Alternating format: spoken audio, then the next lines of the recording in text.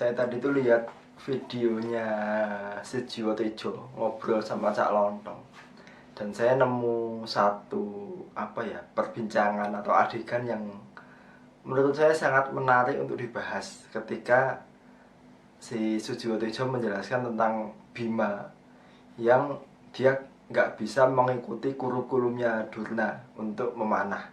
Jadi ceritanya gini deh, saya ceritain versi saya ya gini. Jadi di Padepokan yang dipimpin oleh Profesor Durna itu kurikulum utamanya adalah tentang memanah. Dan memanah itu kan sangat baik ya, untuk dia melatih ketenangan, melatih fokus, itu sangat baik, sangat positif. Nah, semua siswa untuk jadi muridnya Durna itu diajari manah.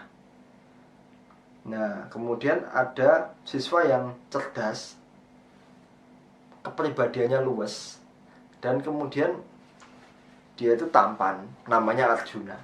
Nah, dia itu memang cocok belajar manah, dan dia bisa menyerap, bisa mempraktekkan semua ilmu memanah yang diajarkan oleh Durna. Singkat kata, Arjuna itu jadi murid kesayangannya Durna, dan Durna itu berjanji kepada Arjuna bahwa Durna akan menjadikan Arjuna sebagai pemanah terbaik seantero negeri gitu. Nah, berbeda dengan Arjuna, kakaknya Bima alias Werkudara, itu kan karakternya berbeda.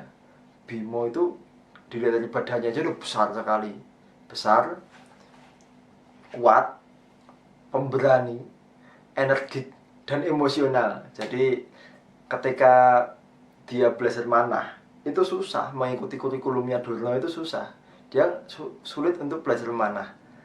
Kenapa? Karena kalau dia belajar manah itu kurang tenang, karena emosional tadi kan. Terus badannya itu kan besar sekali. Dia itu butuh olahraga lain yang lebih melibatkan fisik gitu. Nah, untungnya Bima itu punya kakek yang bijaksana, namanya Bisma. Nah, Bisma ini kan melihat, karena dia bijaksana dan sudah tua gitu, melihat bahwa cucunya ini terlihat bagus, kamu itu nggak berbakat memang, kayaknya kurang cocok manah buat kamu.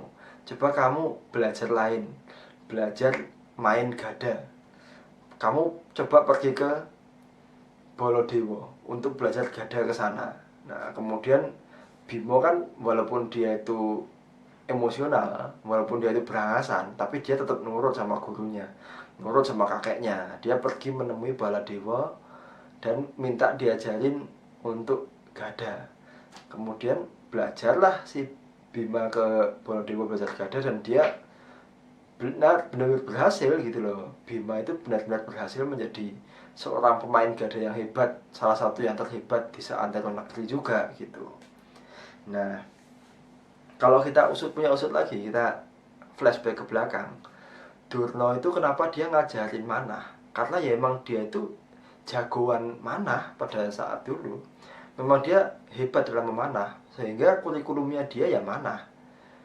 Sama kayak Arjuna, sama-sama cerdas, sama-sama luas, sama-sama ya karakternya mirip lah. Kemudian Baladewa itu dari dulu juga sifatnya kayak Bima, badannya besar, emosional, berangasan, jujur, berani, ya kayak gitulah. Sama, kurang lebih juga sama kayak Bima. Sehingga mereka itu klop gitu loh. Bima sama Baladewa itu klop, kemudian Durna sama Arjuna itu juga klop gitu.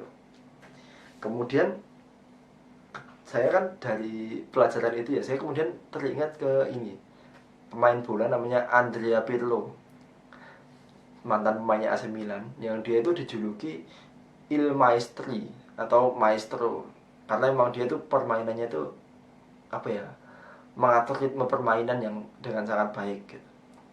Nah, kalau tahu bola mesti tahu ini Pirlo ini gini.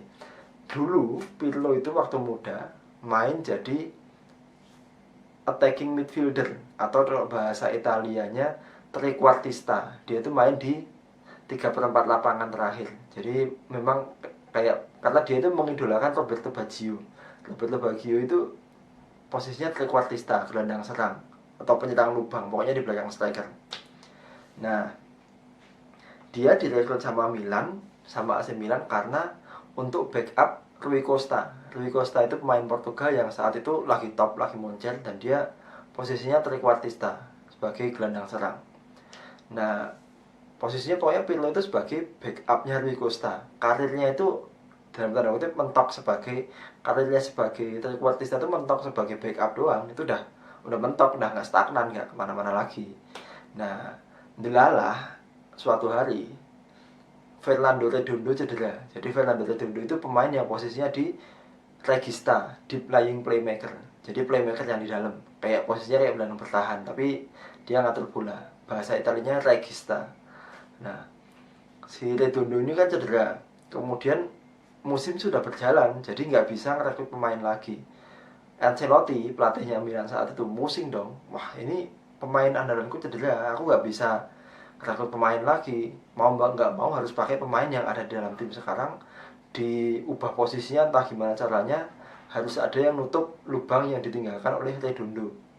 Nah, waktu itu kemudian Ancelotti mikir, oh Pirlo ini kayaknya bisa deh dicoba untuk jadi gantiin Redondo, dia jadiin gelandang deep lying playmaker, jadi regista. Nah, dicobalah Pirlo di posisi gelandang bertahan, gelandang dalam sih, playmaker di dalam. Nah, ternyata sukses. Pirlo itu bisa menjalankan peran sebagai deep lying playmaker dengan baik. Kemudian apa ya? Itu keuntungan untuk dua pihak. Jadi Milan untung karena nggak perlu rekrut main, dan Pirlo karirnya setelah itu moncer. Jadi kayak dia menemukan hidupnya itu loh, yang sebelumnya dia mediocre sebagai trequartista, tiba-tiba dia jadi kayak pemain top di posisi regista, di posisi yang baru gitu.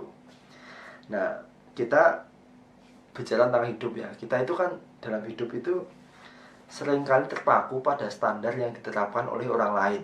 Jadi misalnya nih, kalau zaman dulu saya sekolah, itu diomongin sama guru, setiap anak itu yang pintar matematika mesti dia akan sukses di kedepannya. Jadi harus jago matematika. Kemudian ada doktrin lain bahwa pekerjaan yang baik itu adalah ekonom, adalah insinyur, adalah dokter. Itu doktrin yang melekat dimanapun. Kemudian untuk memvalidasi kesuksesan itu mobilnya kalau di Indonesia Mercedes-Benz atau BMW gitu. Nah, itu doktrin atau mungkin paradigma yang berkembang di masyarakat, nggak cuma di Indonesia sebenarnya, di seluruh dunia kayak gitu. Nah, sekarang kan saya gini, udah umur relatif mau 30 tahun, udah punya anak gitu. Pertanyaannya, apakah hidup memang hanya sebatas itu? Tentu saja tidak. Kita nggak bisa, apalagi sekarang saya punya anak ya. Kalau misalkan nanti anak saya nggak jago matematika, ya saya nggak apa-apa kalau dia memang sukanya yang lain. Nggak masalah kalau dia sukanya seni atau dia sukanya olahraga, no problem gitu. Kemudian apakah memang harus bekerja sebagai pekerjaan tertentu gitu? Ya enggak juga. Kamu mau jualan saham nggak masalah, asal halal ya. Mau jadi penulis boleh, mau jadi olahragawan, jadi atlet nggak masalah. Yang penting kita benar-benar menemukan passion kita di situ. Kemudian untuk memvalidasi kesuksesan harus beli mobil tertentu, ya enggak juga. Nggak suka BMW, nggak suka Mercedes, sukanya Audi, sukanya Volvo juga nggak masalah. Kan tiap orang punya pilihan masing-masing gitu loh. Jadi kita itu hidup ini terlalu singkat untuk mengikuti standar orang lain. Life is too short to play small. Jadi nggak perlu mengikuti standarnya orang lain secara membabi buta gitu loh. Seekor burung itu akan dinilai gagal kalau dia disuruh lomba renang melawan ikan. Gagal, mesti kalah burung ini. Tapi sebaliknya, ikan kalau disuruh terbang lawan burung ya nggak bakal bisa. Nah, maksudnya apa? Setiap orang ini yang penting kita punya nilai, value yang kita yakini kebenarannya. Mau itu diterima atau nggak diterima, bodo amat. No matter what the responses, it doesn't matter gitu loh. Yang penting itu kita punya nilai dan kita ekspresikan nilai itu. Hidup ini bukan tentang impress. Life isn't about to impress others, but to express yourself. itu pelajaran yang saya dapatkan dari apa ya, dari obrolannya Sujiwo Tejo dan Cak Lontong itu yang bagi saya keren sekali. Dan itu materi terakhir yang saya tulis di buku Ubah Reaktif Jadi Kreatif itu adalah berkaryalah. Dan berkaryalah itu intinya itu, don't try to impress but go to express yourself. Oke? Semoga bermanfaat. Wassalamualaikum warahmatullahi wabarakatuh.